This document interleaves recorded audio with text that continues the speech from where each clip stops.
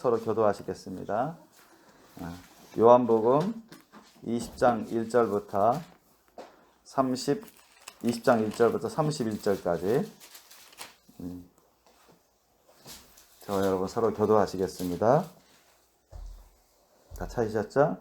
안식 후 첫날 이른 아침 아직 어두울 때 막달라 마리아가 무덤에 와서 돌이 무덤에서 옮겨간 것을 보고 시몬 베드로와 예수의 사랑하시던 그 다른 제자에게 달려가서 말하되 사람이 주를 무덤에서 가져다가 어디 두었는지 우리가 알지 못하였다 하니 베드로와 그 다른 제자가 나가서 무덤으로 갈새 둘이 같이 가서 들어가더니 그 다른 제자가 베드로보다 더 빨리 달아나서 먼저 무덤에 이르러 굽으려 세마포 놓인 것을 보았으나 들어가지는 아니하였더니 시몬 베드로도 따라와서 무덤에 들어가 보니 세마포가 놓였고 또 머리를 썼던 수건은 세마포와 함께 놓이지 않고 딴 곳에 개켜 있더라. 그때야 무덤에 먼저 왔던 그 다른 제자도 들어가 보고 있더라. 저희는 성경에 그가 죽은 자 가운데서 다시 살아나야 하리라 하신 말씀을 아직 알지 못하더라. 이에 두 제자가 자기 집으로 돌아가니라. 마리아는 무덤 밖에 서서 울고 있더니 울면서 굽으려 무덤 속을 들여다보니 흰옷 입은 두 천사가 예수의 신실이었던 곳에 하나는 머리끈에 하나는 발끈에 앉았더라. 천사들이 가로되 여자여 어찌하여 우느냐 가로되 사람이 내 주를 가져다가 어디 두었는지 내가 알지 못함이니이다. 이 말을 하고 뒤로 돌려 예수의 서신 것을 보나 예수신 줄 알지 못하더라. 예수께서 가라사대 여자여 어찌하여 울며 누구를 찾느냐 하시니 마리아는 그가 동산지기인 줄로 알고 가로되 주여 당신이 옮겨갔거든 어디 두었는지 내게 이르소서 그리하면 내가 가져가리이다. 예수께서 마리아야 하시거늘 마리아가 돌이켜 히브리 말로 라보니여 하니 이는 선생님이라. 예수께서 이르시되 나를 만지지 말라 내가 아직 아버지께로 올라가지 못하였노라. 너는 내 형제들에게 가서 이르되 내가 내 아버지 곧 너희 아버지 네 하나님 곧 너희 하나님께로 올라간다 하라 하신대. 막달라 마리아가 가서 제자들에게 내가 주를 보았다 하고 또 주께서 자기에게 이렇게 말씀하셨다 이르니라. 이날 곧 안식 후 첫날 저녁 때에 제자들이 유대인들을 두려워하여 모인 곳에 문들을 닫았더니 예수께서 오사 가운데 서서 가라사대 너희에게 평강이 있을지어다. 이 말씀하시고 손과 옆구리를 보이시니 제자들이 주를 보고 기뻐하더라. 예수께서 또 가라사대 너희에게 평강이 있을지어다. 아버지께서 나를 보내신 것 같이 나도 너희를 보내노라. 이 말씀을 하시고 저희를 향하사 숨을 내쉬며 가라사대 성령을 받으라. 너희가 네 죄든지 사하면 사여질 것이요 네 죄든지 그대로 두면 그대로 있으리라 하시니라. 열두 제자 중에 하나는 디두모라 하는 도마는 예수 오셨을 때 함께 있지 아니한지라. 다른 제자들이 그에게 이르되 우리가 주를 보았노라 하니 도마가 가로되 내가 그 손에 못자국을 보며 내 손가락을 그 못자국에 넣으며 내 손을 그 옆구리에 넣어보지 않고는 믿지 아니하겠노라 하니라. 여드레를 지나서 제자들이 다시 집 안에 있을 때 도마도 함께 있고 문들이 닫혔는데 예수께서 오사 가운데 서서 가라사대 너희에게 평강이 있을지어다 하시오. 도마에게 이르시되 내 손가락을 이리 내밀어 내 손을 보고 내 손을 내밀어 내 옆구리를 넣어보라. 그리하고 믿음 없는 자가 되지 말고 믿는 자가 되라. 도마가 대답하여 가로되 나의 주시며 나의 하나님이시니이다. 예수께서 가라사대 너는 나를 본 거로 믿느냐 보지 못하고 믿는 자들은 복되도다 하시니라.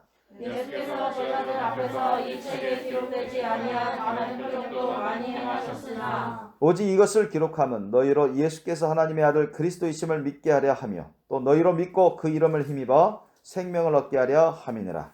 아멘. 오늘 말씀 제목 우리 함께 보면서 한번 읽겠습니다. 시작. 죽음을 두려워하지 말고 부활신앙으로 예수님을 따라가자. 아멘. 죽음을 두려워하지 말고 부활신앙으로 예수님을 따라가자. 이 제목을 주셨습니다. 많은 사람들이 죽음을 두려워하죠. 사람들이 가장 두려워하는 게 뭡니까? 보통 사람들이 가장 두려워하는 게 죽음이잖아요. 그래서 사람들이 죽지 아니하려고 안간힘을 쓰지 않습니까?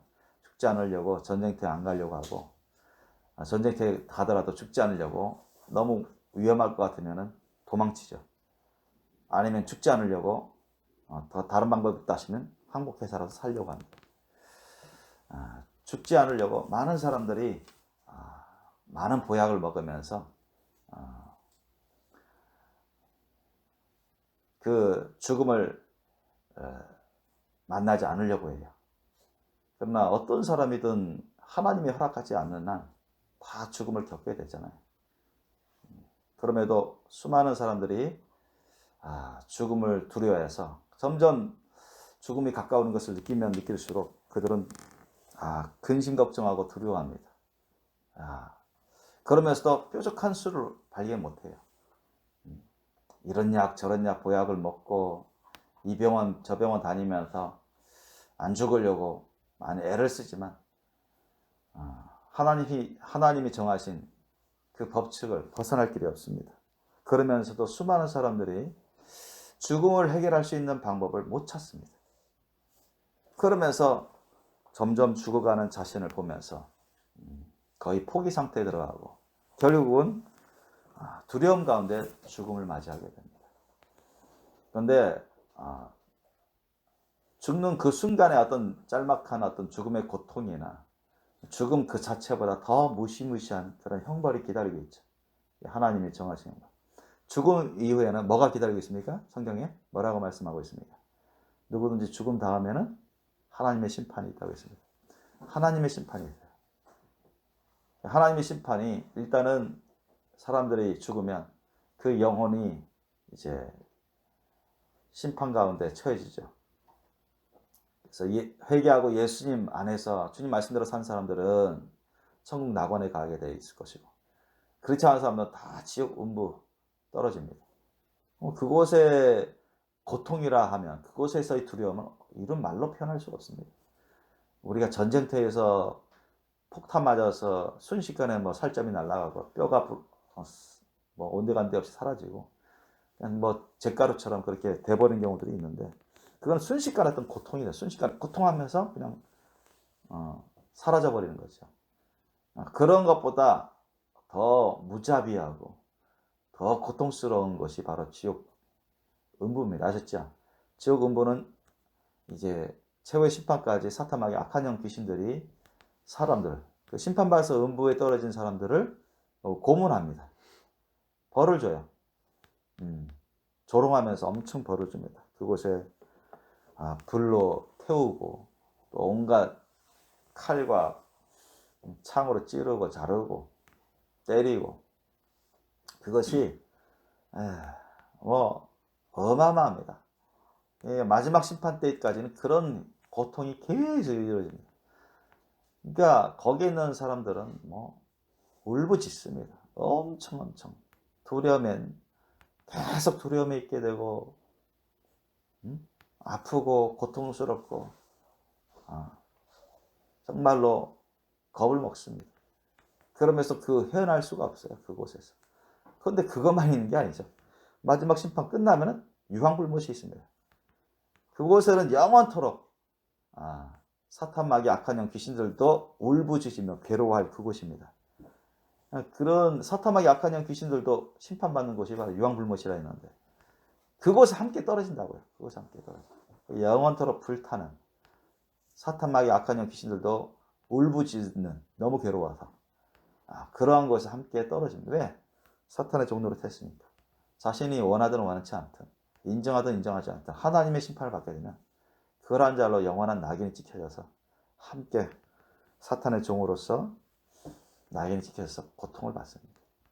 그때의 두려움과 그때의 무서움과 고통은 이런 말로 표현할 수 없습니다. 이 세상에서 체험할 수 있는 그 어떤 것도 거기에 비견될 수가 없어요.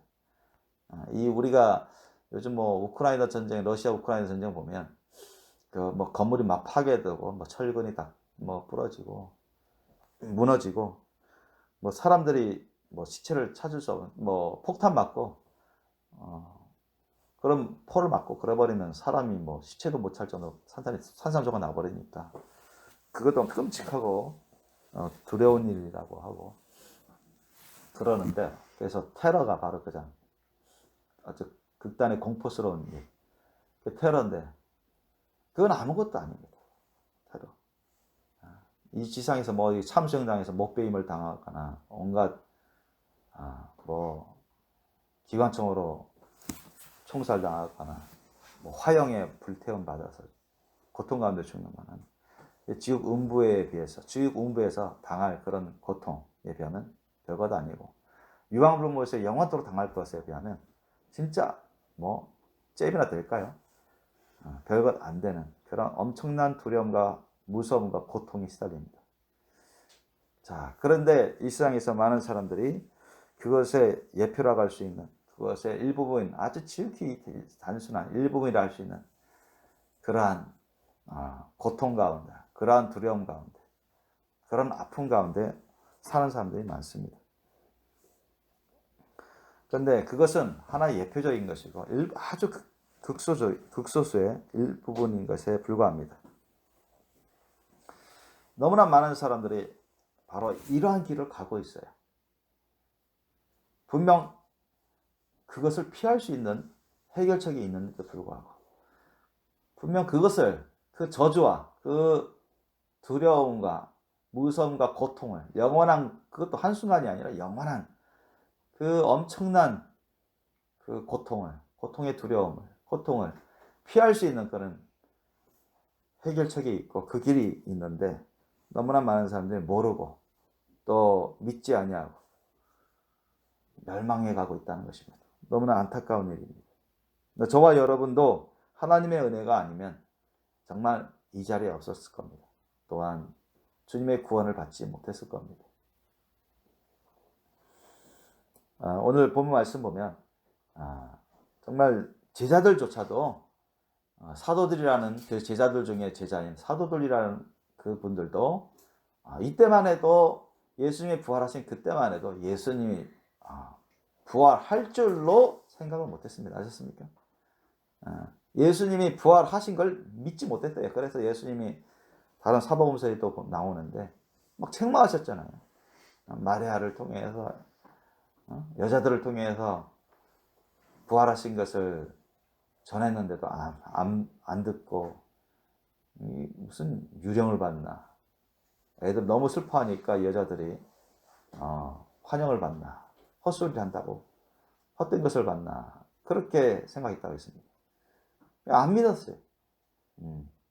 그러니까 예수님이 오셔서 나중에 오셔가지고 사도들조차도 안 믿고 의심하고 그러니까 막 책망했습니다. 그래서 하나님은요, 우리가 이 세상의 어떤 죽음은 뭐로 인해서 나온 겁니까? 죄로 인해서 나온 거잖아요.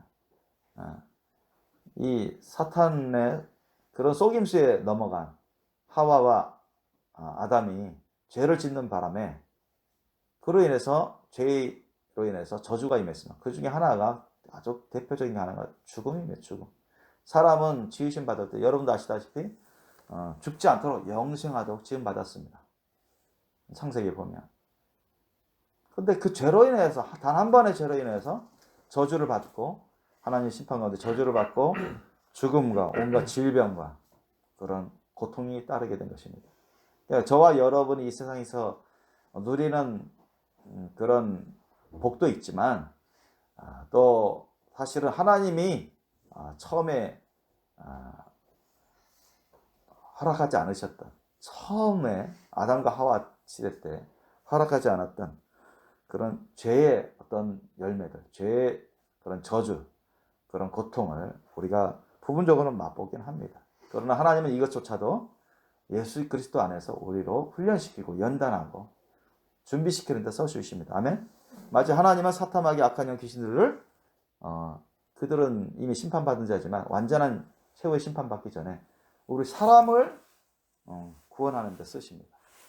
역설적이죠.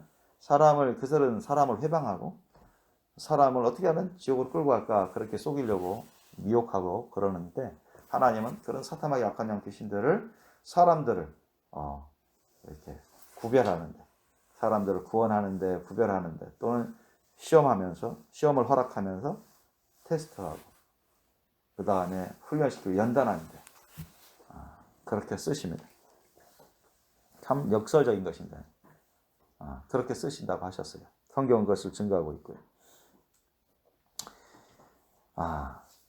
그래서 너무나 많은 사람들이 이런 죽음의 문턱에서 포기하다시피 하면서 또 이제 죽어갈 때 알지 못하는 못한 가운데 알지 못한 가운데 자신이 사라진다는 그런 두려움, 또 자신이 미래에 대해서 전혀 알지 못하고 준비가 안 되어 있다는 그런 두려움 가운데 죽음을 맞이하는 사람들이 너무나 많습니다.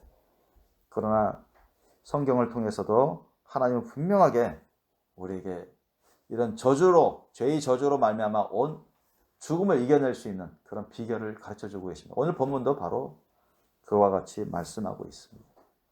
그것은 바로 저와 여러분이 이미 받아들인 예수 그리스도께서 바로 우리의 고통과 두려움을 안겨주려고 우리에게 미쳐왔던 그런 죄의 저주로 말미암아서 왔던 죽음의 권세를 이기고 죽음을 두려워하지 않으면서 우리 또한 부활의 소망을 가지고서 이 세상의 어떤 것도 다 이겨낼 수 있으면서 승리의 길을 갈 수 있도록 해주실 분이 바로 예수 그리스도십니다.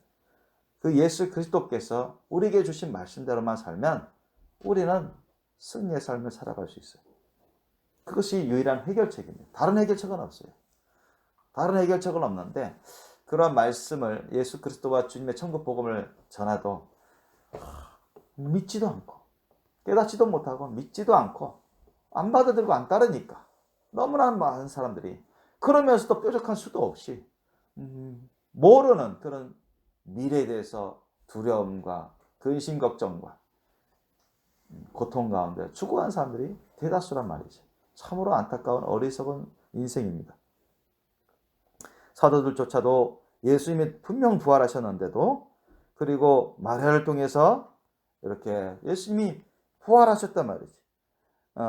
다른 곳에 보면 그런 말씀을 전해드려도 사도들조차도 안 믿었고 오늘 본문 말씀 보니까 마리아가 무덤에 가까이 오니까 무덤이 옮겨간 것이 보이고 예수님은 안 보이시고 그랬어요. 그래서 주님이 무덤에 안 계시다. 누군가가 무덤에서 가져갔나? 우리가 알지 못하겠다 하면서 베드로와 요한 사도들에게 말씀을 전하니까 그들도 달려가 봤더니 진짜 안 계신 거예요. 요한과 베드로가 먼저 가봤는데 진짜 예수님은 안 보이세요. 이때까지만 해도 베드로나 요한은 예수님 어떻게 되신 거지? 돌아가신 예수님 분명 여기 있어야 되는데 그들은 그렇게 생각하고 있었습니다. 그런데 예수님이 돌아가시기 전에 사도들에게 여러 번 말씀하셨거든요. 여러분 성경에도 나오지만 우리도 배웠지만 나는 조금 있으면 사람들에게 핍박을 받고 이방인들에게 내어주어서 죽어야 하겠고 또 십자가달에 죽어야 되겠고 3일 만에 죽은 지 3일 만에 다시 살아나야 하리라. 그같이 예수님이 예언으로 미리 여러 번 말씀하셨습니다. 그때만 해도 사도들은 근심했죠. 예수님 안 죽으시면 안 되는데 죽으실 리가. 절대 사람의 생각만 하고 있었어요. 하나님의 말씀 뜻을 제대로 깨닫지 못하고 있었습니다. 사도들조차도. 예수님이 왜 저런 말씀을 하시지? 저런 왜 쓸데없는 말씀을 하시는지? 저런 말을 해서는 안 되지. 그러면서 베드로가 주님 죽으시면 안 됩니다. 왜 죽어요? 그런 사람의 생각으로 사람의 걱정으로 얘기를 하니까 예수님이 책망하시잖아요. 오히려 이 사탄아 내 뒤로 떠나가라. 이렇게 예수님이 책망하시면서 말씀합니다. 그러니까 이게 성령을 받지 못하고 또 하나님의 말씀 뜻을 잘 깨닫지 못하고 믿음이 잘 자라지 아직 성장을 충분히 하지 못하면 하나님 말씀을 뜻을 전해도 깨닫지 못합니다. 믿지 못해요. 그게 무슨 말인지는 알아요. 그죠? 알지만 그걸 깨닫기가 어렵습니다. 또 믿지도 못해요. 그러한 일들이 성경에서 많이 우리가 볼 수 있습니다. 그래서 9절 보니까 저희는 성경에 그가 죽은 자 가운데서 다시 살아나야 하리라 하신 말씀을 아직 알지 못하더라. 시편 16편 10절에 보면 예수님이 다윗의 입을 통해서 그리스도께서 다시 살 것을, 죽은 자 가운데서 다시 살아날 것을 예언적으로 말씀하고 있는데, 뭐 이 말씀도 지식적으로 사도들도 아직 깨닫지 못하고 있는 상황이고, 예수님이 하신 말씀, 당신 자신을 두고 나는 이제 조금 있으면 핍박받아서 십자가에 달려 죽어야 하고 3일 만에 부활하리라, 다시 살아나야 하리라, 성경에 기록된 말씀처럼 이것이 이루어져야 하리라, 그렇게 예수님이 말씀하시면서 두려워하지 말라고, 근심하지 말라고, 하나님 믿으면 또 나를 믿으라고 그렇게 계속 제자들에게 말씀을 하고 권면을 했지만, 제자들은 실제로 예수님이 이렇게 험한 것처럼 죽을까라고는 생각을 못했거든요. 너무너무 충격적이었습니다, 사도들은. 이제 예수님이 저렇게 죽어버리시면 우리는 어떻게 되나. 실제로 그렇게 죽으실 때 사도들은 오한이 벙벙하고 두려워 떨었습니다. 야, 우리는 이제 끝인가? 우리 예수님만 바라보고 쫓아왔는데 예수님이 돌아가 보시네, 죽으시네. 어떡하지? 예수님과 함께 놀라운 하나님의 왕국을 세워보려고 함께 다스리려고 했는데 예수님이 죽어서 끝나버렸으니 이제 우리도 끝인가? 이렇게 희미하게 무너지고 말 것인가? 앞으로 어떻게 되지? 두려움에 떨었어요. 근심 걱정에 사무쳤습니다. 예수님의 말씀은 저들은 깨닫지를 못합니다. 예수님의 부활에 대해서, 예수님의 이때만 해도 여러분 예수님의 십자가 사랑의 사명의 일에 대해서 잘 깨닫지 못했어요. 그 핵심적인 것을 잘 깨닫지 못했습니다. 깊이 깨닫지 못했습니다. 사도들조차도 예수님이 부활하실 것들 믿지 못했습니다. 베드로 위시에서 사도들이 주는 그리스도의 하나님, 살아계신 하나님의 아들이니이다 이렇게 고백하고 동조했지만, 엄청난 시험이 다가올 때는 그냥 무너지듯이 흔들려 버렸어요. 예수님과 예수님의 그 말씀에 대한 믿음이 흔들려 버렸습니다. 의심이 가기 시작했습니다.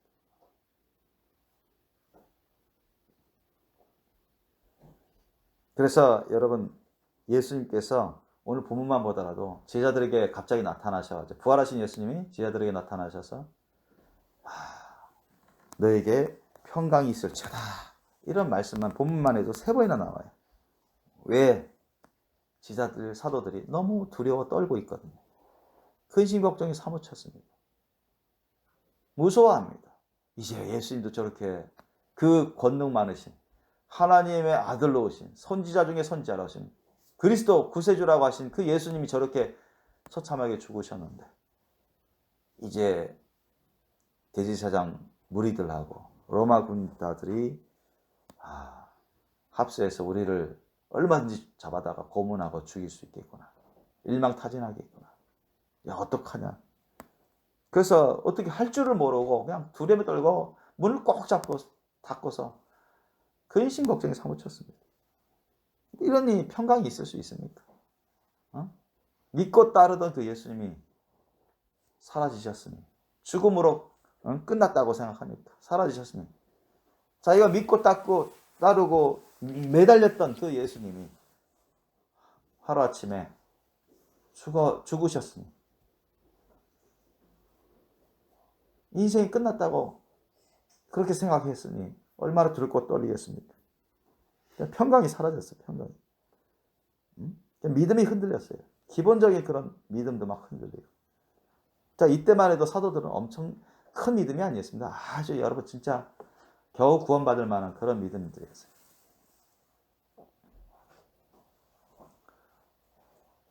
그런데도 예수님은 뭐라 말씀하십니까? 17절 말씀 보세요. 내가 내 아버지, 자 이제 마리아에게 말씀하시잖아요. 너는 내 형제들에게 가서 이르되 내가 내 아버지, 곧 너희 아버지, 네 하나님, 곧 너희 하나님께로 올라간다 하라 하신다. 얼마나 예수님께서 정말로 우리를 우리에게 엄청난 사랑과 은혜를 부어주셨다는 것을, 부어주고 계시다는 것을 이것을 통해서도 알 수 있습니다. 참, 예수님이 본체 하나님이시고 그리스도시는데 우리를 형제처럼 여기신 겁니다. 그렇죠? 형제처럼 인정하셨어요. 우리를 구원하실 뿐만 아니라 형제처럼 그렇게 여기셨습니다. 형제라고 말씀하시고 그렇게 말씀하십니다. 그리고 하나님 아버지, 내 하나님 아버지를 너희 하나님 아버지라고 소개하고 있습니다. 그렇게 직설적으로 말씀하고 있어요. 내 하나님, 곧 너희 하나님께로 올라간다 하라죠. 그러니까 이제 누구든지 회개하고 예수 그리스도를 구주로 영접해서 믿는 자들은 어쨌든 성령 세례를 받든 안 받든 이제 성령으로 거듭나면 다 구원받은 자들이요. 믿음이 크든 작든 간에 예수님은 곧 같은 주님이시고 예수님의 하나님 아버지는 곧 우리 하나님 아버지가 되는 것입니다. 아멘? 이게 얼마나 놀라운 일입니까? 그죠? 이게 회복 아닙니까? 그죠? 이게 하나님이 우리에게 예비해 주신 놀라운 은혜고 복이고 우리가 하나님이 원하시는 처음부터 원하시는 그 놀라운 축복된 길로 회복되어 가는 그런 과정인 것입니다. 19절 이하 보니까 이날 곧 안식 후 첫날 저녁 때 제자들이 유대인들을 두려워하여 모인 곳에 문들을 닫았어요. 예수께서 오사 가운데 서서 가라사대 너희에게 평강이 있을지.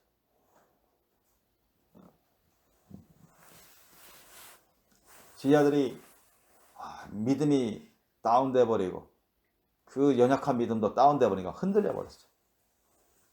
그래서 예수님이 그리스도가 아니시던가? 하나님의 아들이 아니시던가? 왜 죽으시지? 그 생각만 하는 거야. 이제 앞으로 우리는 어떻게 되는 거야? 갈피를 못 잡는 것입니다. 이제 조금 있으면 예수님은 부활하셔서 나타나실 분이신데 그것은 믿지 아니하고 이제 그 시간을 기다리며 감사하며 하나님께 송축하는 그런 기도를 드리지 않고 기도도 안 하고 근심 걱정 두려움 이제 자신들도 저렇게 고문당해서 잡혀서 죽을까 봐 두려워 벌벌 떨면서 어찌할 바를 모르면서 집안에 숨어 있었던 것입니다. 예수님은 그런 제자들을 기뻐하시지는 않으셨어요. 오히려 책망하셨습니다. 예수님이 이제 부활하셔가지고 딱 나타나시잖아요. 딱 나타나서 막달라 마리아에게 먼저 나타나시고 그 다음에 베드로에게 나타나시고 엠마오로 가는 제자들에게 나타나시고 다른 제자들에게도 많이 나타나시고 나중에는 디두모라 하는 도마에게도 나타나시지 하시지만 예수님이 원하시는 것은 예수님이 곧 길과 진리와 생명이고 부활이 생명이니까 예수님을 믿고 예수님의 말씀을 믿고 그대로 순종하기를 원하셨습니다. 아멘? 그것이 흠점이 없는 참된 길이고 참된 믿음이고 승리할 수 있는 비결이기 때문에 그렇습니다.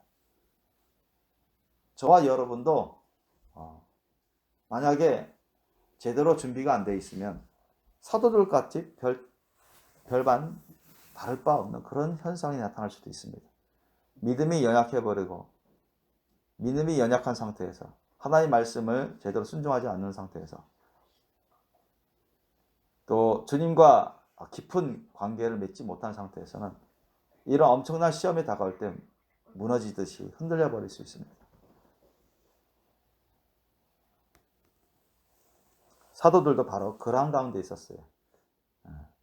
만약에 에녹이나 엘리야 같은 사람들에게 엄청난 시험이 다가오면 그분들은 이미 하나님을 인격적으로 영적으로 체험한 사람들이고 또 성령을 받은 사람들이고 성령 충만한 사람들이고 주님과 진짜 친밀한 깊은 그런 사랑과 믿음의 교제를 나누는 사람들이라 죽음도 두려워 안 하거든요.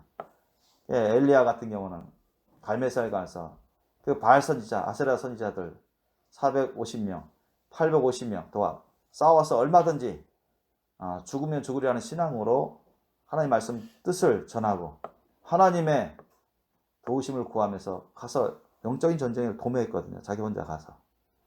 그분은 뭐 하나님께 다 올려드린 그런 상태이고 죽으면 죽으라는 그런 순교신앙으로 주님의 말씀 뜻을 위해서 나는 헌신하겠노라. 충성하겠노라. 그런 사람들이기 때문에 이런 사람들이야 아무리 시험이 와도 여러분 그런 시험이 이 사람들을 무너뜨릴 수가 없습니다. 흔들릴 수가 없어요. 그러니까 여러분 온전한 사람, 완전한 사람이라 해서 그들이 죽음을 맛보지 않고 산채로 신령한 모습으로 변화되면서 하늘나라로 올라가죠.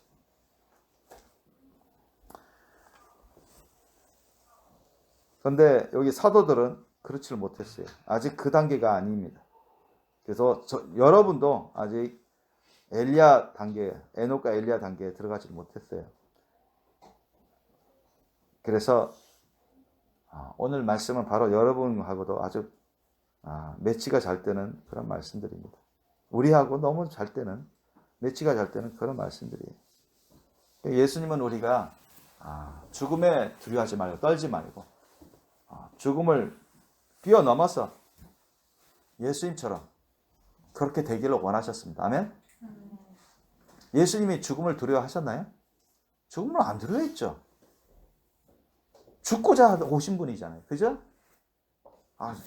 그 창에 찌르고 채찍이 맞을 때 고통스럽잖아요. 사실은. 피도 나고 살도 찢어지고. 그러니까 막 신음소리 나고 참으시면서도 신음소리 나고 그냥 엄청 아프잖아요.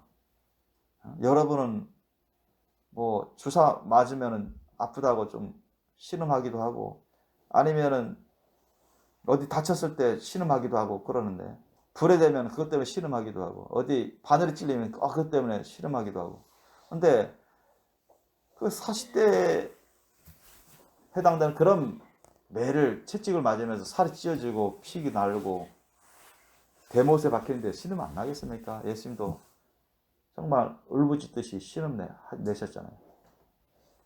그 죽음의 고통을 맛봐가는데 뭐 총으로 쏴버리면 순식간에 뭐 죽음의 고통을 잘 느끼지도 못하는 가운데 싹 죽겠지만은 채찍과 그 십자가 대못을 맡기면서 서서히 죽이는 것은 엄청난 고통입니다.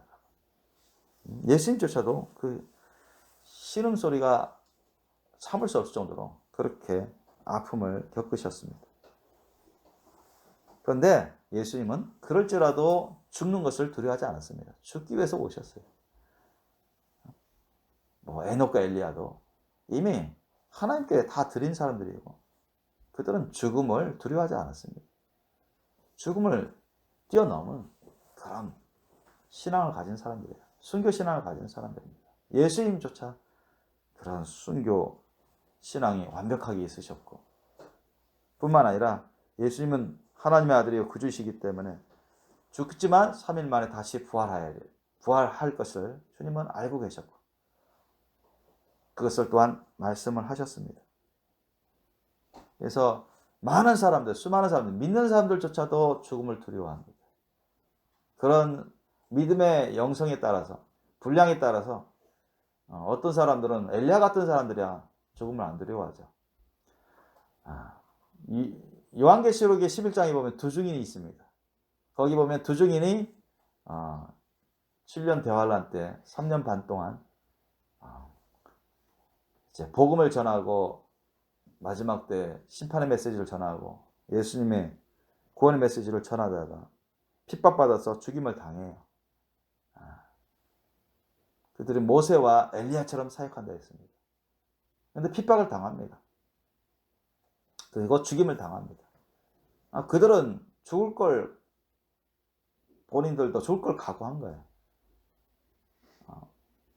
그래서 길거리에 수많은 세상 사람들로부터 조롱거리가 되고 웃음거리가 되고 길거리에 3일 반 동안 3일 반이면 점점 썩어가는 그런 시간대죠. 성장 냄새가 나기 시작하는 그런 시간대인데 길거리에 내던져 있을 거라고 했습니다. 거리에 버려진 채로 그대로 있을 거라 했어요. 그런데 하나님의 생기가 들어와서 3일 반 후에 그들이 살아난다고 했습니다. 그들이 살아나서 다시 부활해가지고 휴거받는다고 하늘나라로 들림받을 거라고 요한계시록 11장에 나와 있습니다. 두 증인. 그런 분들이야 여러분 모세나 엘리야 같은 분들이기 때문에 성령 충만하고 말씀 충만하고 죽음을 두려워하지 않고 죽음을 뛰어넘는 그런 신앙, 흔들림 없는 신앙이 있죠. 세상을 이기는 세상의 어떤 핍박과 시험과 공격도 그들을 무너뜨릴 수 없는 막강한 그런 믿음으로 충만합니다. 그러니까 저와 여러분도 바로 그러한 분량으로 자라날 수 있으셔야 됩니다. 예수님은 그것을 원하십니다. 아멘? 이때 제자들, 사도들조차도 아직 그 단계에 이르지 못했어요. 아주 기본적인 신앙. 겨우 구원받아서 아주 어린아이 같은 신앙이 있어요. 그런 수준이었습니다. 그래서 예수님이 오셔서 책망도 하시고 오늘 본문 말씀에도 평강이 너희에게 있을지어다 이와 같은 말씀을 3번이나 했어요. 이 짧은 본문 가운데서도. 그만큼 지자들이 사도들이 심령이 너무 불안한 거야. 불안정하고 두려웠고 무서워하고 갈피를 못 잡았습니다. 그러면서 21절 보십시오. 그때 예수님이 말씀하십니다. 예수께서 또 가라사대 너희에게 평강이 있을지어다. 평강을 받으라는 것입니다. 자, 부활하신 예수님이 나타나셨기 때문에 너희들 더 이상 뭘 두려워하느냐?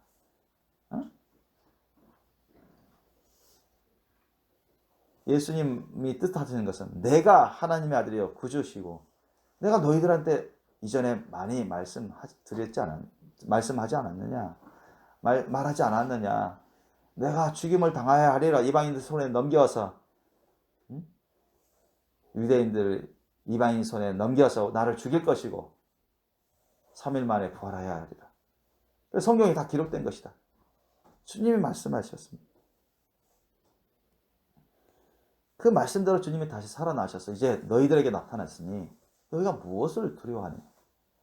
예수님이 원하시는 것은 사도들이 지자들이 여러분 두려움이나 세상의 어떤 시험이나 손해나 공격, 핍박 그런 것을 조금도 두려워하지 말 것을 원하셨습니다. 아멘? 그런 것으로는 우리의 영혼을 어찌할 수 없고 우리의 구원에도 어찌할 수가 없습니다. 뭐만 있으면 죽음보다 강한 죽음을 뛰어넘는 그런 확실한 믿음만 있으면 예수님을 향한 믿음 예수님의 말씀을 향한 그런 믿음만 있으면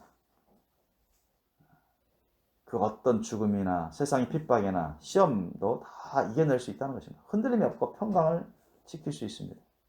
그러나 이때 사도들에게는 그런 게 없었어요. 너무나 허약한 취약한 정말 간신히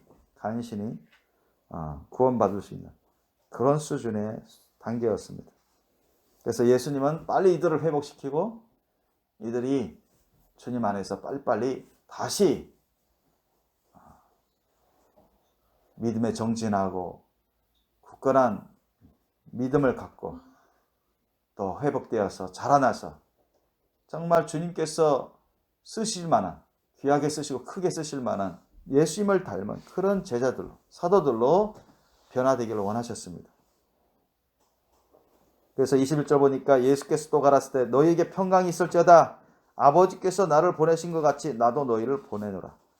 지금 제자들은 어떻게 살아갈까? 앞으로 어떻게 우리 죽지 않고 살아갈까? 어떻게 우리 이 험난한 것을 잘 피해서 살아갈까? 지금 예수님 오시기 바로 직전까지만 해도 앞날을 두려워하고 불확실한 미래 때문에 지금 어떻게 할지를 모르는 가운데 갈피를 못 잡는 상황이 있었는데 예수님은 그들에게 아버지께서 나를 보내신 것 같이 나도 너희를 보내노라고 선포하십니다. 참, 이 상태로는 사도들이 예수님이 기대하시는, 예수님이 원하시는 수준의 사역을 감당할 수가 없잖아. 그만한 열매를 맺을 수가 없습니다. 왜? 자기 자신조차도 감당 못하는데. 그런데 예수님은 미래지향적으로 선포하신 것입니다. 아버지께서 나를 보내신 것처럼 아버지께서 예수 그리스도를 보내셨죠. 이 세상에 우리의 대속 희생물이 될 수 있도록 하시고 우리에게 구원의 길을 열어주시기 위해서 우리에게 앞으로 어떻게 살아야 될지 무엇을 목적 삼고 목표 삼고 구체적으로 어떻게 살아야 될지 구원의 길을 알려주시고 보여주시기 위해서 예수님이 오셨습니다. 그런데 이제 예수님은 제자들과 3년 반 가까이 공생을 사역하시면서 가르쳐 주시고 은혜를 베풀어 주시면서 동고동락 하시면서 그들의 모범을 보여주실 뿐만 아니라 이제 나도 너희를 보내노라 했습니다. 예수님이 원하시는 게 뭡니까? 예수님이 제자들에게 저와 여러분도 이제 후세의 제자들 아닙니까?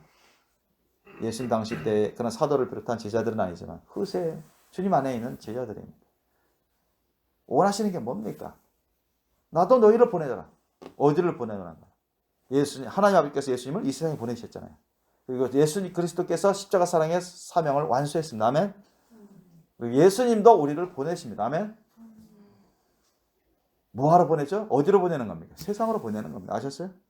세상으로 보내는데 뭐하러 보내는 거야? 예수님처럼 십자가 사랑의 사명을 완수하도록 보내시는 겁니다. 아멘. 그렇게 하기까지는 이제 여러 회복과 훈련의 과정이 남습니다. 우리가 주님의 말씀과 또한 기도를 통해서 성령 세례, 성령 충만을 받아야 되고 또 주님의 섬세한 양육을 통해서 우리가 잘 분별력도 높아져야 되고 믿음도 사랑과 믿음도 죽음보다 강한 사랑, 믿음. 결코 어떠한 죽음의 공격과 핍박과 테러와 위협과 공갈 협박과 그런 손해에도 불구하고 흔들리지 않는 확실한 순교 신앙의 사랑과 믿음으로 우리가 준비가 되어 있어야 됩니다. 그렇게 하기 위해서는 그리고 항상 우리 주님을 모시고 주님의 심령으로 깨어서 정신 차려서 늘 승리의 삶을 살아갈 수 있는 그런 준비가 되어 있으셔야 돼요. 그래야 우리가 세상에 나가서 어떤 핍박이나 죽음의 위협이나 실제로 어떤 예수님처럼 사도들처럼 순교를 당한 그런 상황에서도 굳건히 예수님의 사랑과 믿음으로 승리할 수 있고 사명을 완수할 수 있는 것이죠. 그러기 위해서는 성령님의 도심이 아주 절대적으로 필요합니다. 아멘. 그래서 예수님도 그러시기 때문에 22절 이하 보십시오. 이 말씀을 하시고 내가 너희를 보내노라. 세상에 보내는 거예요. 그런데 그냥 보내지 아니하시고 저희를 향하여 숨을 내쉬면서 가라사대 성령을 받으라고 합니다. 아셨죠? 예수님 안에 또 성령이 계시기 때문에 숨을 내쉬면서 가라사대 성령을 받아. 성령은 하나님의 영이잖아요. 생기로 충만한 하나님의 영. 죽은 자도 살리고 없는 것도 있게 해주시고 새롭게 창조하는 그 능력을 가지신 분이 바로 그 영이 바로 하나님의 영, 성령입니다. 그래서 사람들이 영혼이 떠나가 버리면 죽는 거죠. 그러나 하나님의 성령이 들어와서 생기를 주시면 다시 살아납니다. 아멘. 예수님도 또한 그래 하셨고 예수님이 죽은 자를 살리신 적이 3번 있었죠. 나사로 12살 먹은 회당장 여러있다. 그다음 그냥 일반 가난한 과부의 아들 청년 3사람을 살렸죠. 그들이 영혼이 떠난 상태에서 며칠 지났죠. 성장 냄새 나고. 그런데 어때? 예수님 말씀하시니까 성령이 와서 생기를 주니까 그냥 살아나 버려요. 아셨죠? 성령의 도심이 정말로 절대적입니다. 너무 중요해요. 그래서 이 사도들, 제자들을 회복시키는 데 있어서는 성령의 도심이 절대적이고 우리가 깨어서 준비하는 데 있어서 저와 여러분이 세상에 나가서 예수님처럼 변화된 사도들처럼 우리가 십자가 사랑의 사명을 잘 감당하려면 성령님의 도우심이 절대 필요합니다. 그것이 없이는 불가능해요. 그래서 저희를 향하사 숨을 내쉬며 가라사대 성령을 받으라 했어요. 아직 성령 충만한 건 아니지만 성령의 기름 부으심을 받아서 예수님이 이들을 그 모든 두려움과 근심 걱정을 떨쳐버리고 마음의 평강을 얻고 다시 정상적인 믿음으로 나아가기를 원하시고 준비하기를 원하신 겁니다. 그리고 예언적으로 미래적으로 23절 보니까 너희가 네 죄든지 사하면 사해 줄 것이요 네 죄든지 그대로 두면 그대로 있으리라 하시니라. 이것은 뭐 개인 마음대로 하는 대로 하나님 그렇게 해주시겠다 그런 뜻이 아닙니다. 이제 성령 세례 받고 말씀 중심으로 살아가고 그러면 주님이 확실한 영적인 분별력을 더욱더 주시기 때문에 이 사람이 회개했는지 안 했는지 분별하게 해주십니다. 그러므로 어떤 사람이 참된 회개를 했는지 안 했는지 그걸 분별하게 하심으로 이 지구상에서 성령 충만하고 말씀 충만하고 분별이 강한 주의 제자들이 얼마든지 그 사람이 회개했으면 회개합당한 열매 맺었으면 제사함 받았다고 하나님이 죄 용서해 주셨습니다. 구원받았습니다. 이렇게 선포할 수 있습니다. 그러면 하늘나라에서 그렇게 기록됩니다. 그렇게 인정하십니다. 아멘. 그러니까 예수님이 하신 것처럼 제자들도 그렇게 할 수 있다는 것입니다. 아멘. 자기 마음대로 자기가 좋아하는 사람은 죄를 사해주고 안 좋아하는 사람은 안 좋아하는 것처럼 보이는 사람은 죄를 안 사하고 그렇게 하도록 허락하시겠다는 것이 아닙니다. 너희가 네 죄든지 사하면 사해줄 것이 그 사람이 회개도 안 했는데 사해요? 그건 불가능합니다. 아셨죠? 그래서 모든 죄가 하나님 앞에서 사함 받으려면 회개가 필요합니다. 그러나 그 사람이 죄를 지은 것을 깨닫든 깨닫지 못하든 그 사람이 회개를 하든 안 하든 우리는 일방적으로 용서할 수 있습니다. 아멘? 무슨 말씀인지 아세요? 그거하고 하나님이 죄 용서하고는 좀 다르죠. 하나님 앞에서 죄 용서받는다는 것은 전혀 심판을 받지 않는다는 얘기입니다. 그러나 우리에게 해를 끼치거나 뭔가 죄악을 범하는 사람들에 대해서 우리가 죄를 용서해야 되는 것은 당연한 말씀인데 우리가 죄를 용서한다 해서 그 사람들이 다 죄 용서받고 천국 간다는 것은 아닙니다. 아셨어요? 그 사람들이 하나님 앞에서 회개를 해야만 천국 갈 수 있는 거예요. 이해되시죠?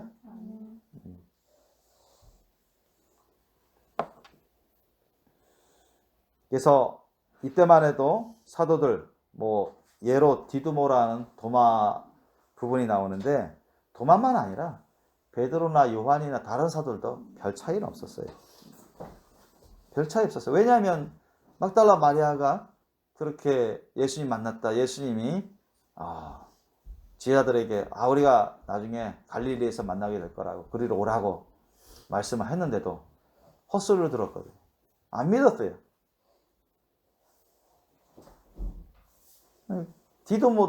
디두모라는 도마도 여전히 그와 같습니다. 나 직접 봐서 만져보고 그 대못에 박힌 그 손가락 손 보고 그 다음에 창에 찔린 그 허리 배 그것도 한번 만져보고 진짜 예수님인가 확인해보고 그러면 내가 믿겠다 이거 아닙니까?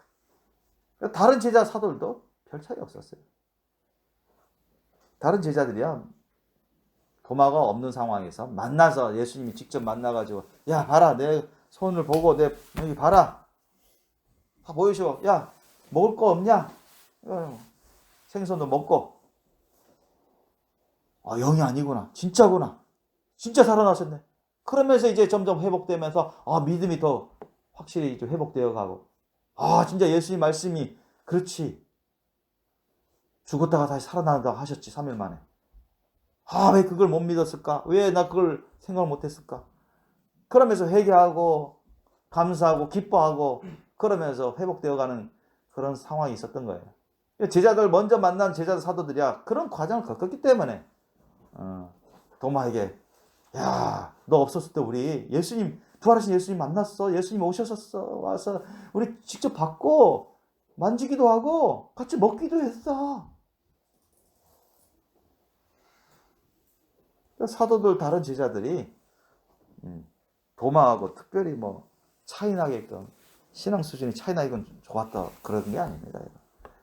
예수님이 직접 오셔서 보여주시고 만지게 해주시고 같이 먹고 말씀을 다시 알려주시고 깨워주셔서 그런 회복의 과정을 통해서 자리를 잡아가는 거죠. 근데 그 자리 그때 없었었던 도마에게는 예수님 다시 오셔서 도마도 회복시켜 주시려고 하시는 거죠. 25절 이하 보십시오. 다른 제자들이 그에게 이르되 우리가 주를 보았노라 하니 도마가 가로되 내가 그 손에 못자국을 보며 내 손가락을 그 못자국에 넣으며 내 손을 그 옆구리에 넣어보지 않고는 믿지 아니하겠노라 하니라.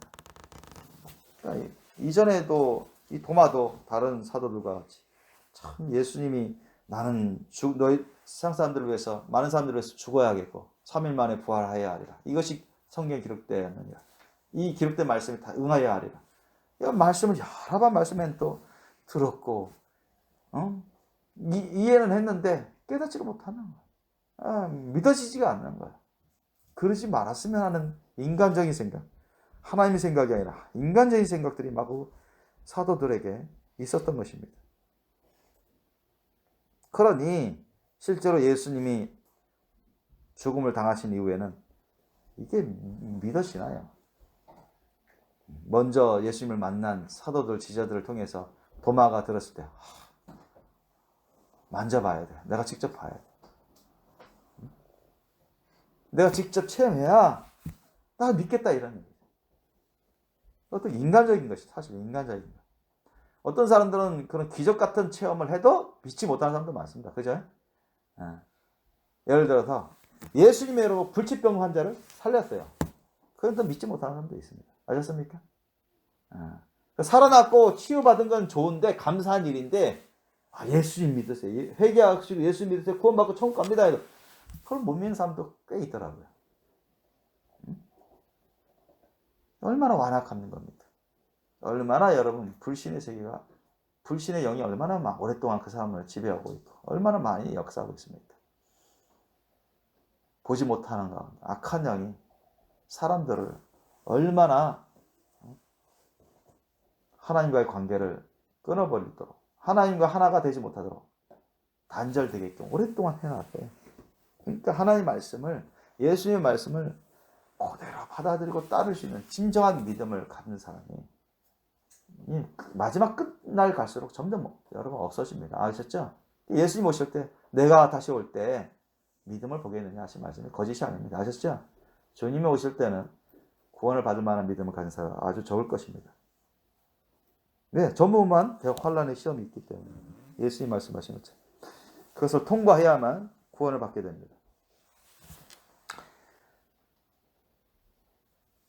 그래서 이 말씀을 예수님이 다 듣고 계셨기 때문에 이 도마도 귀하게 쓰임 받아야 되는데 나중에는 인도까지 가서 순교 사역을 해야 되는데 그렇기 때문에 예수님이 이제 8일 후에 다시 오시죠. 그때도 여전히 도마를 비롯해서 여러 사도 지자들이 불안하고 근심 걱정하는 그런 것이 온전히 풀리지 않았기 때문에 예수님 오셔서 너에게 평강이 있을지어다 하고 평강을 부어주십니다. 그래서 사람이 죽음을 두려워하면 평강이 사라집니다. 아셨죠? 근심 걱정하면 평강이 사라져요. 여러분 죽음에 대한 두려움, 근심 걱정이 하나님으로부터 온 겁니까? 사탄으로부터 온 겁니까? 사탄은 죄로부터 온 것이고 사탄으로부터 온 겁니다. 아셨죠? 세상으로부터 오는 거예요. 죽음에 대한 두려움, 근심 걱정. 그래서 예수님이 아무것도 근심 걱정하지 말라 했습니다. 아셨죠? 하나님 믿으니 또 나를 믿으라 했어요. 아무것도 근심 걱정하지 말라 했어요. 근심 걱정하는 게 잘하는 게 아닙니다. 사실은 잘못하는 거죠. 그래서 하나님이 원하시는 건 우리 안에 의와 평강과 희락입니다. 안식이에요. 사도 바울, 나중에 변화된 사도 바울, 사도 베드로, 사도 요한이 그렇게 순교와 순교적인 삶을 살아가면서 어떤 핍박 가운데서도 의와 평강과 안식을 누렸습니다. 아멘? 그만큼 그들이 죽음을 뛰어넘었기 때문입니다. 이 죽음의 관문을 뛰어넘었어요. 영적으로. 죽음을 두려워하지 않았습니다. 하나님을 향하여 하나님 위해서 내가 죽음의 제물이 되겠다. 예수님을 본받아도. 이건 하나의 관문이에요. 그걸 끝나는 게 아닙니다. 이 세상에 살아봤자 몇십 년? 아무리 요즘 많이 살아봤자 100년 내면 죽습니다. 그렇잖아요. 그런데 죽은 다음에는 영원한 세계가 펼쳐집니다. 영원한 세계. 믿습니까? 우리 인간은 완전히 없어지지 않아요. 이 인간이 죽으면 몸만 잠시 흙으로 돌아갈 뿐이에요. 죄로 돌아갈 뿐입니다. 영혼은 영원히 사라지지 않습니다. 영원히 지옥 음부 유황불모에서 고통을 받든가 아니면 영원히 천국에서 살든가. 하나님은 저와 여러분이 죽음을 두려워하는 걸 기뻐하지 않습니다. 죽음을 뛰어넘기를 원하신다면 어떤 근심 걱정도 하지 않기를 원하신다면 하나님을 믿으니 아무것도 근심하지 말아라. 하나님을 믿으니 또 나를 믿으라 했으니 우리가 근심 걱정하면 안 되는 거예요. 아멘? 먹고 사는 문제 때문에 근심 걱정해야 됩니까? 미래에 대해서 근심 걱정해야 됩니까? 진로에 대해서 근심 걱정해야 되나요?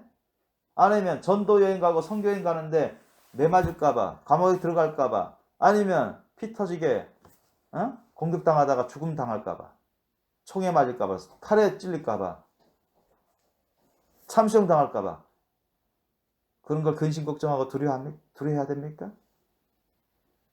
아니요. 그걸 하나님은 원하시지 않습니다. 우리는 여러분 세상 사람들처럼 그렇게 해서는 안 돼요. 우리는 죽음에 대한 두려움, 공포, 무서움, 근심 걱정을 하지 마시기 위해 주님을 축원합니다. 그건 세상 사람들이 하는 거예요. 그리고 예수님 안에 있는 사람들 중에서도 바로 이때 사도들처럼 쟤들처럼 너무나 믿음이 불안정한 너무나 미약한 그런 사람들이나 할 수 있는 하게 되는 그런 믿음 수준입니다. 정말 에녹과 엘리야처럼 성령 충만하게 변화받은 그런 사도들처럼 우리가 된다면 죽음을 두려워하지 않습니다. 예수님처럼 하나님을 위해서 예수님께 감사함으로 하나님께 감사함으로 하늘나라의 상급을 받을 수 있는 증거로 하나님을 향한 예수님을 향한 헌신의 열매로 기쁨으로 감사함으로 받아들이는 것입니다. 아멘? 그래서 이 세상을 이기게 됩니다. 죽음보다 강한 사랑과 믿음으로 우리가 순교신앙으로 그렇게 나아간다면 이 세상을 두려워하지 않습니다. 이 세상의 핍박을 두려워하지 않아요. 죽음도 두려워하지 않습니다. 총 앞에서도 두려워하지 않고 칼 앞에서도 두려워하지 않고 고문 앞에서도 두려워하지 않고 물론 우리가 고문당하고 그러면은 아프겠죠. 신경을 손을 잘라버린다든가 발 자르면 와 피도 나고 그렇죠. 예수님도 울부짖으면서 고통스러워했는데 차라리 총 한 방에 맞아서 그냥 즉시로 죽는 게 사실 편하죠. 별 고통도 없이.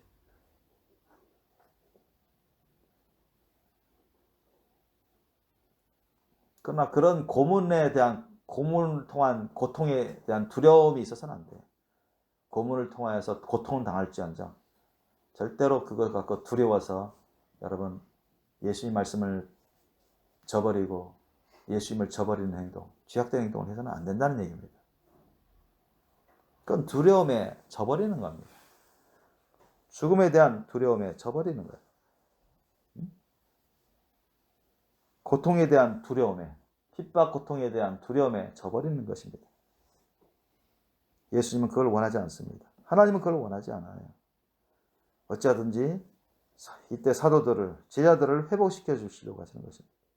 그래야 주님 안에서 의와 평과 희락 가운데 안식을 누리면서 말씀으로 자라나고 성령으로 자라나고 변화되어서 주님이 쓰실 만한 귀하고 큰 일을 하시죠. 그걸 원하셨던 겁니다. 예수님처럼 하기를 원하셨던 겁니다. 아멘? 저와 여러분도 예수님처럼 변화되고 변화받을 수 있어야 아멘? 그렇게 살아갈 수가 있습니다. 그렇게 살아가기를 그런 사람들로 변화되기를 예수님이 원하시고 하나님이 원하십니다. 아멘? 그래서 예수님이 나타나셔서 27절 보니까 뭐라고 말씀합니까? 너희에게 평강이 있을지어다 하시고 나서 27절에 보니까 도마에게 이르시되 내 손가락을 이리 내밀어 내 손을 보고 만져보라는 거죠. 이거 다 십자가 못에 박힌 거 다 봐라. 만져봐라. 진짜 아니야. 야, 내가 영이 아니다. 영은 살과 뼈가 없지 않니? 그러나 나는 살과 뼈가 있지 않니? 다 만져봐. 그리고 여기 손에 옷자국 다 만져. 내 창자국 여기 다 넣어봐라. 내가 진짜 사람으로 오신 예수 그리스도다. 어디 먹을 거 없느냐? 했더니 생선도 같이 먹고 빵도 먹고.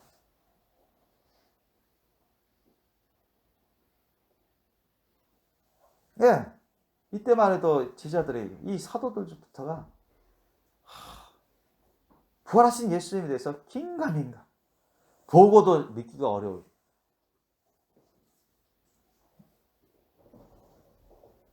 정말로 사도들 같지 않은 그런 수준이었거든요, 사실은.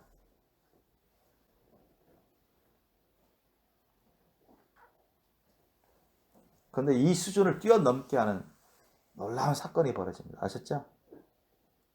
이 이후로 예수님의 이런 회복 사역을 통해서 사도들이 평강을 얻기 시작하고, 이제 부활하신 예수님이 항상 우리를 지켜주고 계시고 항상 함께 하시기 때문에 우리 예수님 믿고 의지하면서 말씀과 기도 생활을 점점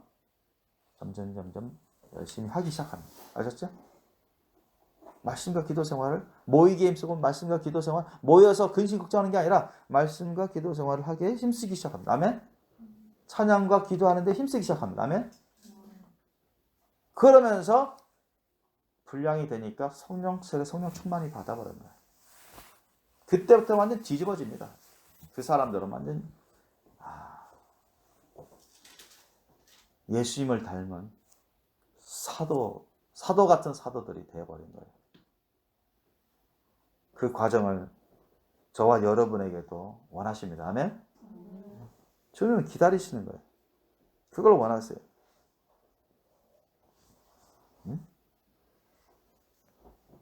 내 손가락을 이리 내밀어 내 손을 보고 내 손을 내밀어 내 옆구리에 넣어보라. 그리하고 믿음 없는 자가 되지 말고 믿는 자가 되라. 아직까지는 믿음 없다는 거예요. 너 이런 상태로 어떻게 부활하신 예수님을 안 믿어서 어떻게 천국 갈 준비가 되겠냐?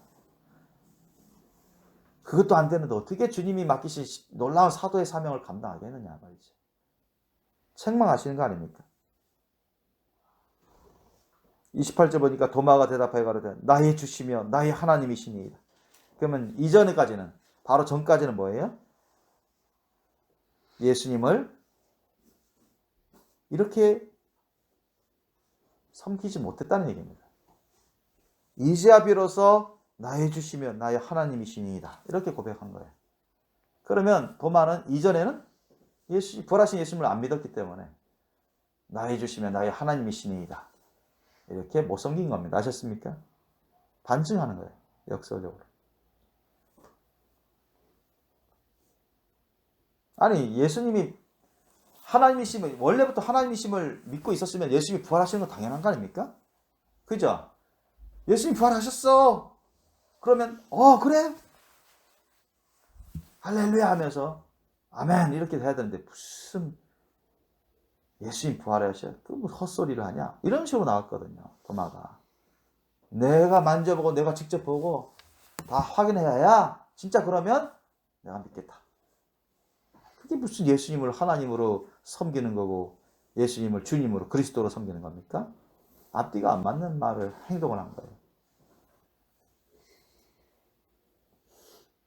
그런 부족한 도마와 사도들도 예수님이 오래 참으시고 책망하시고 또 권면하시고 주님의 말씀을 가르치시고 성령을 부어주시고 같이 40일 동안 또 다시 훈육하시고 양육하시면서 부탁하시고 하나님의 성령이 기록된 말씀을 잘 깨닫게 해주시고 믿게 해주시고 앞으로 너희들의 할 일을 알려주시고 어떻게 하라. 너희가 나가 떠난 다음에도 계속 모이게 힘써서 말씀과 기도 생활하라. 너희들이 분량이 되면 하나님이 어련히 하셔서 그날에 성령 세례 성령 충만을 주실 것이고 그 이후로는 너희들도 세상에 나가서 나와 같이 하리라. 주님이 알려주신 겁니다. 여러분 준비하세요. 아멘? 준비하셔야 됩니다. 예수님도 준비하셨고 사도들도 준비했습니다. 이런 모든 과정을 다 어쨌든 쉽지 않게 하나님의 도우심으로, 예수님의 도우심으로 통과했어요. 그래서 놀라운 사도들이 된 것이고 변화받고 놀라운 그런 열매들을 맺었습니다. 갑자기 우연히 그렇게 싹 변화된 게 아니에요.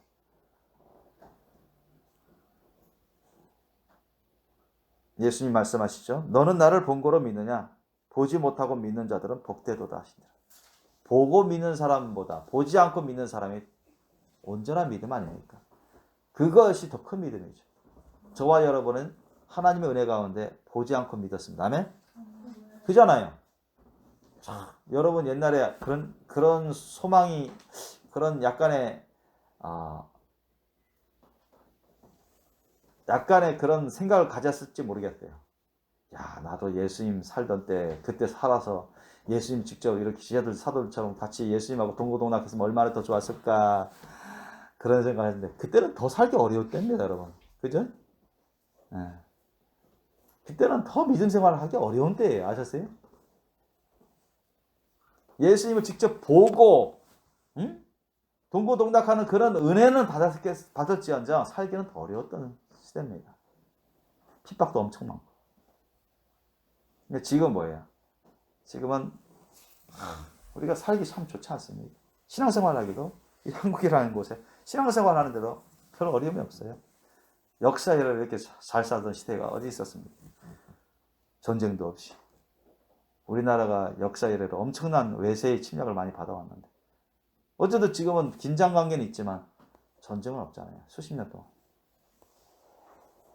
그리고 저와 여러분은 하나님의 은혜로 예수를 믿게 됐습니다. 그것도 모자라서 성령도 그냥 성령 세례도 받고 아직 성령 세례 못 받은 사람도 있지만 성령으로 거듭난 상황이 있는 애들이 대부분이지만 성령 세례 받고 성령 충만하고 하나님이 보여주시고 들려주시고 알려주시고 얼마나 놀라운 은혜 가운데 살는지 몰라요. 저는 개인적으로 날마다 감사기도 안 할 수밖에 없어요. 아니, 할 수밖에 없어요. 하다 보니까 또 한국말도 안 할 수가 없어요. 날마다 감사기도를 안 할 수가 없어요. 할 수밖에 없어요.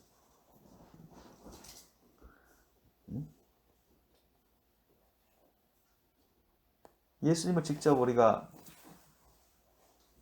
사람으로 오신 예수님을 직접 겪은 건 아니지만 이 마지막 때 놀라운 세대에 태어나게 해주셔서 놀랍도록 하나님의 은혜 가운데 구원해 주시고 자녀 삼아 주시고 제자 삼아 주시고 우리의 죄를 다 용서해 주시고 성령을 부어주시고 성령 충만한 은혜와 말씀에 놀라운 은혜들을 부어주시고 신령한 성령의 계시를 은사들을 주시고 주님의 일 천사도 훌모할 만한 십자가 사랑의 사명의 일을 맡게 하셔서 부족하지만은 써주시고 신령하고 거룩한 열매를 맺어가게 해주시고 마지막 때 주님을 맞이할 그런 길로 이끌어 주시니 얼마나 감사한지 모릅니다.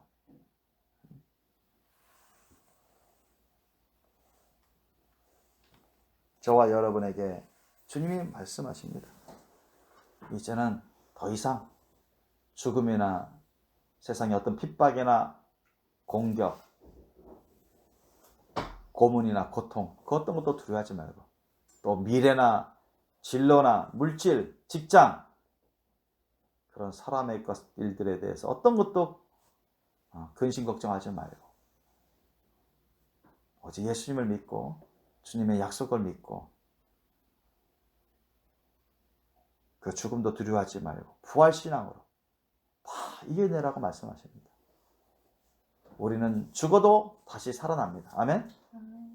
심판의 부활이 아니라 생명의 부활로 다시 살아납니다. 믿습니까? 예수 그리스도 안에 있으면 주님이 약속하신다고 주님의 말씀으로 약속하셨잖아요. 나는 부활이요 생명이니 나를 믿는 자는 죽어도 살겠고 무릇 살아서 나를 믿는 자는 영원히 죽지 아니하리라.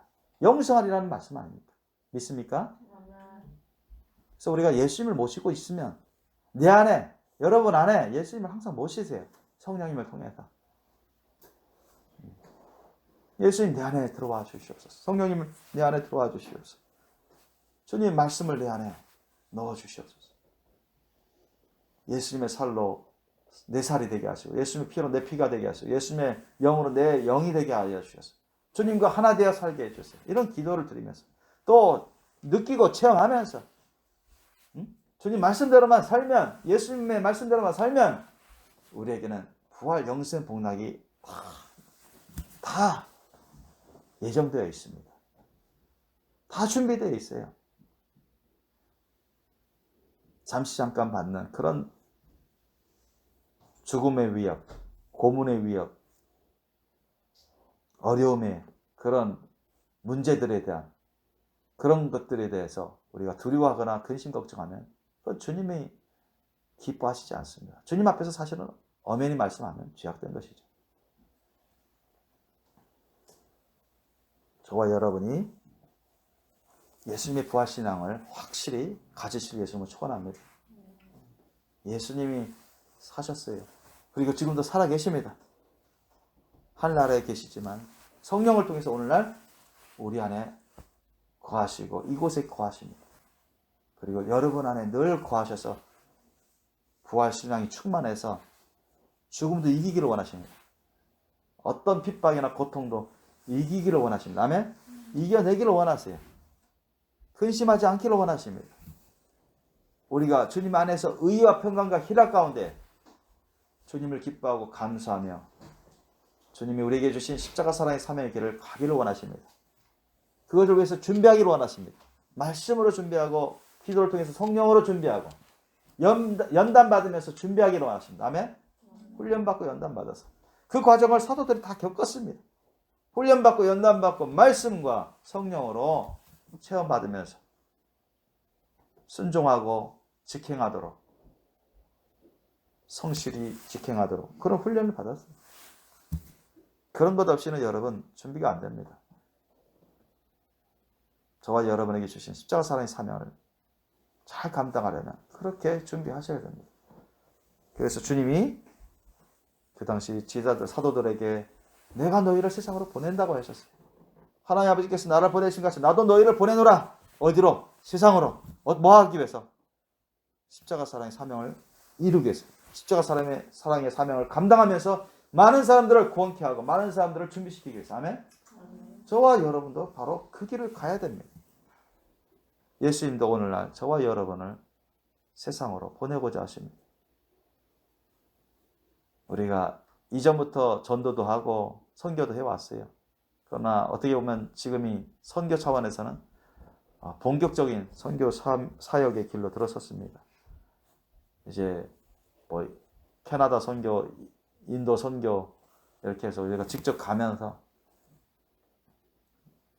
실제적으로 준비하고 가야 되는 그런 과정 가운데 들어섰습니다.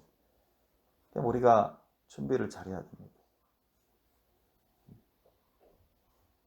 그 어떤 죽음도 두려워하지 말고 그 어떤 핍박이나 공격이나 고문이나 고통이나 물질에 대한 거나 직장에 대한 거나 진로에 대한 것이나 어떤 것도 근심 걱정하지 말고 오직 예수님의 사랑과 믿음으로 또한 부활신앙으로서 우리가 주님을 위해서 죽고 주님을 위해서 산다. 내가 죽어도 주님을 위해서 죽고 내가 살아도 주님을 위해서 산다. 주님께서 나를 돌봐주시고 나를 책임져 주신다. 흔들림 없이 이 부활신앙으로서 우리의 십자가 사랑의 길을 가야 됩니다. 누구처럼? 예수님처럼. 예수님이 그 말씀하셨죠. 누구든 나를 따르거든 자기를 부인하고 날마다 자기 십자가를 지고 나를 쫓을 것이다. 아멘? 그것을 이루시고자 사도들을 제자들을 세우시고 파송하기 위해서 준비시키시고 파송한 거 아닙니까? 저와 여러분도 그 길을 가야 됩니다. 그래서 여러분, 저와 여러분이 이 십자가 사랑의 사명의 길을 잘 감당하기 위해서, 잘 가기 위해서 예수님을 본받아서 늘 예수님을 따르시기 위해서 축원합니다. 부활신앙은 우리에게 항상 필요합니다. 이 세상을 두려워하지 않고 이 세상을 이겨내는 부활신앙, 죽음을 두려워하지 않고 죽음을 이겨내는 부활신앙, 어떤 핍박과 어떤 문제와 어떤 고통도 손해도 두려워하지 않고 근심 걱정하지 않고 이겨내며 예수님의 부활신앙으로서 승리할 수 있는 그와 같은 사랑과 믿음이 있어야 되고 예수님을 날마다 따라가는 삶이 되셔야 됩니다. 저와 여러분이 부활신앙으로 늘 예수님을 따라갈 수 있도록 준비하시길 예수님을 축원합니다. 기도하시겠습니다.